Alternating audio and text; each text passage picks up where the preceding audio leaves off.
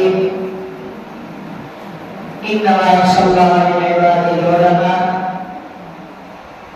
جب بھی اسلام کو حکم کی ضرورت پڑی تو سب سے پہلے گردن ہماری کٹی پھر بھی کہتے ہیں ہم سے یہ اہل چمن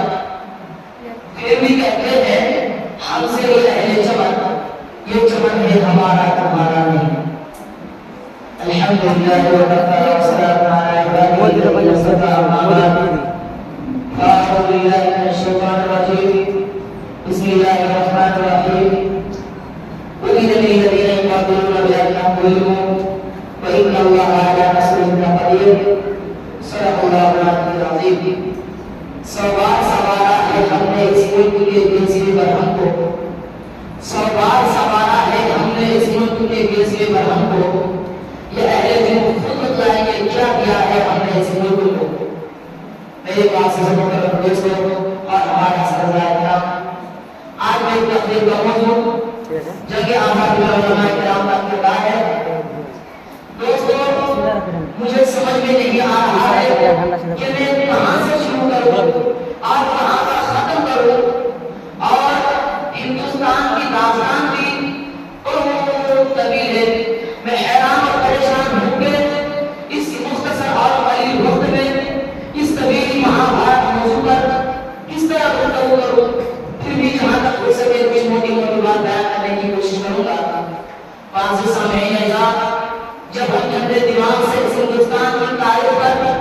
گہرائی سے نگاہ ڈالتے ہیں تو یہ بات روز روشن کی طرح آیا بھیا ہو جاتی ہے کہ اسی ہندوستان کے اندر 950 سال تک مسلمانوں کی حکومت رہی جس میں نہایت خراب دل سے لوگ اپنے اپنے مذاہب پر عمل کرتے رہے اور خوشحالی کی زندگی گزر کرتے رہے کسی کے دل میں کوئی جھگڑا نہیں تھا سب لوگ پیار و محبت سے ملے جلے رہتے تھے اور سارے لوگوں کو اپنے مذاہب پر عمل کرنے کا پورا حق تھا اور پوری طرح کی آزادی بھی تھی لیکن اے امت مسلمہ کے دھڑکتے دلوں جب ہم تاریخ کے اس اہم پر آتے ہیں اور تاریخ کے ان گزرے ہوئے واقعات کو پڑھتے ہیں تاریخ کی کتابوں کے اوراق اللہ کے فضیل نظر سے دیکھتے ہیں تو ہمارے آنکھیں گم ہو جاتی ہیں آنکھوں کے سامنے اندھیرا چھا جاتا ہے آنکھیں قلم لگ جاتا ہے کہ آخر مرداد کا کیا دل تھا اور کیا ملا تھا جن جنوں کی پاداش میں جیل کی سلاخوں میں ڈالا گیا کالے پانی کی سزا دی گئی کوڑے لگائے گئے سیموں میں کھالا کر کے گولی ماری گئی آنسے کے تختے پر چڑھائے گئے ایک بس نہیں اس مختصر قلیل وقت میں اس کو مختصر طور پر یوں سمجھ لیجئے کہ جب انگریز وقت کا دور آیا اس وقت سے اس ہندوستان کے مسلمانوں کو برباد کرنے میں کوئی کسر نہیں چھوڑی اس انگریز کی حقیقت کو پہچانو یہ ہماری نظروں کا دشمن ہے یہ ہمارے دین کا دشمن ہے یہ ہمارے ایمان کا دشمن ہے عالمی ظاہری ترقی کو بہتر ہم سمجھتے ہیں کہ کسی معذر قوم کا نام ہے کوئی معذر قوم نہیں ایک غیر معذر قوم کا نام ہے جس نے آج اپنے ماں کو برباد کر کے رکھ دیا جن کی وجہ سے آج اپنے ماں میں چوری شراب نوشی ڈکیتی کا سوا کچھ نظر نہیں آتا یہ وہ ظاہر قوم ہے جس نے اس دنیا سے خلافت عثمانیہ کو ختم کیا جو خلافت عثمانیہ ساری دنیا پر نور اسلام کا عظیم پھیلائے اس خلافت عظیم کو انگریز کو جینا تھا کہ جب انگریز ہندوستان میں آیا تو اس وقت کے مسلمان ہوتے ہیں جو متفق تھے ان کے درمیان کوئی اختلاف نہ تھا کوئی تنازع نہیں تھا علماء کرام جو بتاتے تھے عوام اسی پر عمل کرتے تھے اسی ہندوستان کے اندر مجاہدین تھے صوفیاء تھے بزرگ تھے عالم تھے زاہد تھے پیر تھے محدث و مفکر تھے ارے علماء کرام بھی تھے فقہاء کرام بھی تھے سب کے سب ایک ساتھ ملے جلے رہتے تھے مگر جب انگریز ناپاک اس ہندوستان میں آیا تو اس نے بیٹے کو باپ سے لڑایا چھوٹے کو بڑے سے لڑایا مسلمانوں کے درمیان فلموں انتشار پیدا کیا میں نے فلمیں بنا کے نئی نئی جماعتیں بنائی مسلمانوں کی شکل میں کافر کو بنا مسلمانوں کی شکل میں کافر کو بنا کے اس انگریز نے خود ظلم کیا اسی پاداش میں مسلمانوں کو جنوروں میں ڈال کر جلایا گیا علماء کرام کو درختوں پر لٹکایا گیا یہی پر بس نہیں آپ انگریز نے ہمارے ننھے منھے بچوں کو بھی اسکول اور کالج کی تعلیم دینے شروع کی اور کہا یہی تعلیم تمہارے لیے ضروری ہے تم قرآن نہیں پڑھو گے تم حدیث نہیں پڑھو گے تم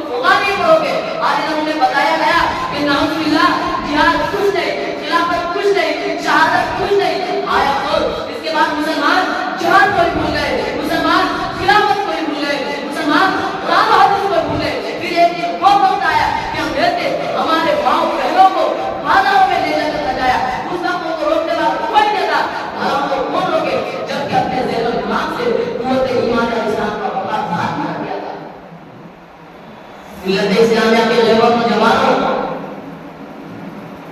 اگر اس ہندوستان کی جنگ آزادی میں ہمارے علماء کرام کے ساتھ نہ لیے ہوتے تو ہندوستان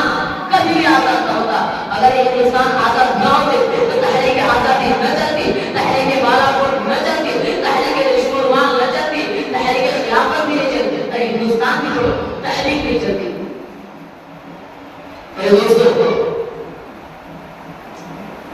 1857 کی جنگ آزادی میں دو محاذ بنائے گئے، ایک محاذ ہمارا پر جس کی قیادت حضرت مولانا جعفر علی تھانوی رحمہ اللہ کے پاس تھی، دوسرا محاذ شاملی پر جس کی قیادت حضرت حاجی امداد اللہ مہاجر مکی رحمہ اللہ کے پاس تھی۔ اس جنگ میں بڑے بڑے علماء صلحاء شہیدوں زخمی ہوئے، اس جنگ میں حضرت مولانا قاسم نانوتوی بھی زخمی ہوئے، اس جنگ میں حضرت گنگوئی بھی زخمی ہوئے، اس جنگ میں حافظ الامین شہید رحمہ اللہ بھی زخمی ہوئے۔ اس جنگ آزادی میں تقریباً 2 لاکھ مسلمان شہید ہوئے، جس میں 50,000 علماء کرام تھے۔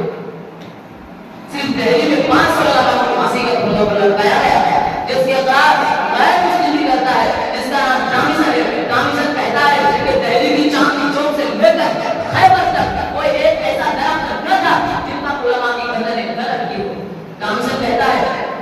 کہ علماء کی جسموں کو تانبے سے لگا دیا گیا، علماء کرام پوری طرح مارے گئے۔ لاہور کی شاہی مسجد کے صحن میں انگریز نے پھانسی کا پھندا بنایا، جس میں ایک دن میں 80 علماء کو پھانسی دی جاتی ہے۔ اور کامشن آگے کی طرف بیان کرتا ہے کہ جب میں اپنے دہلی میں گیا تو مجھے مردار کی بدبو محسوس ہوئی، تو میں خیمے کے پیچھے چلا گیا تو دیکھتا ہوں کہ آپ اندر رہ رہے ہیں اور 40 علماء کے کپڑے اتار کر ان انگاروں پر ڈال دیا گیا۔ اسی دوران اور 40 علماء کو میرے سامنے لائے اور ان کے کپڑے اتارے گئے۔ انگریز نے فوجی میں کہا کہ بولو جس طرح 40 کو پکایا گیا ہے اسی طرح تمہیں بھی پکا دیا جائے گا، اگر تم بچنا چاہتے ہو تو تم میں سے ایک آدمی یہ کہہ دے کہ ہم 1857 کی جنگ آزادی میں شریک نہیں ہوں گے، شریک نہیں ہوئے گے، ابھی ہم تجھے چھوڑ دیں گے۔ یہ کہہ کر کامشن کی آواز ہلکی ہو جاتی ہے، پھر وہ کہتا ہے کہ مجھے پیدا کرنے والوں کی قسم کوئی عالم تم میں سے ایسا نہ تھا جو سارے کے سارے آگ میں پک گئے مگر کسی نے بھی ان کے سامنے اپنی گردن نہ جھکائی۔ ملت اسلامیہ میں صرف سالاروں اس ہندوستان میں رہنے والے سب سے بڑے سیاستدان اپنے رپورٹ میں لکھتا ہے کہ ہندوستان کے اندر سب سے زیادہ بیدار لوگ مسلمان ہیں۔ اب جب یہ آزادی صرف اور صرف مسلمانوں ہی ملے، اس کی وجہ یہ ہے کہ مسلمانوں کے اندر جذبہ جہاد باقی ہے۔ وہ کہتا ہے کہ سنو، جب تک مسلمانوں کے اندر جذبہ جہاد ہمت شوق باقی رہے گا اس وقت تک کوئی بھی قوم کہیں بھی پر حکومت نہیں کر سکتا۔ اگر تم اس پر حکومت کرنا چاہتے ہو تو سب سے پہلے ان کی جذبہ جہاد کو ختم کرو،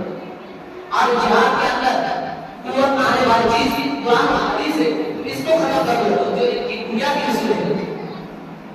تو انگریز نے اس بات کو زیر عمل لے لیا، چنانچہ 1861 میں 3 لاکھ خان حجیز کے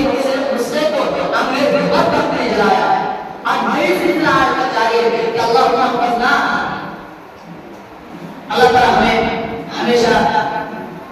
علماء کرام کے کردار کو سامنے رکھ کر چلنے کی توفیق عطا فرمائے